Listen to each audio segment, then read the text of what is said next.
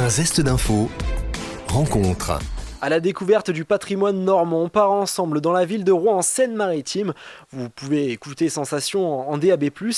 On s'intéresse aux reliques de l'abbaye de Saint-Ouen avec l'historien Henri Decans. L'abbaye de Saint-Ouen porte le nom d'un évêque de l'époque mérovingienne, mais cette abbaye n'a pas été fondée à l'époque de cet évêque.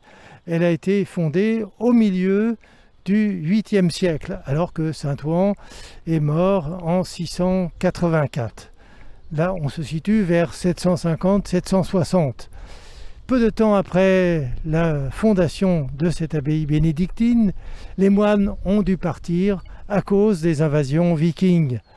Ils sont d'abord partis sur les bords de l'Epte, puis ensuite, plus loin, sur les bords de l'Aisne.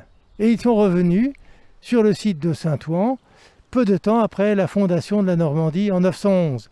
On était en 918 et ils sont revenus bien sûr avec les reliques qu'ils avaient emportées et notamment celle de Saint-Ouen.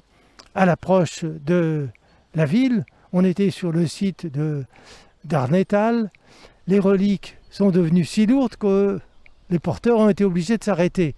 On a été chercher l'archevêque et puis le comte de Rouen, le premier comte de Rouen, Rollon, qu'on appelle aussi premier duc de Normandie, et Rollon a décidé de donner, ou plutôt de restituer aux moines les biens situés entre Darnétal et l'abbaye.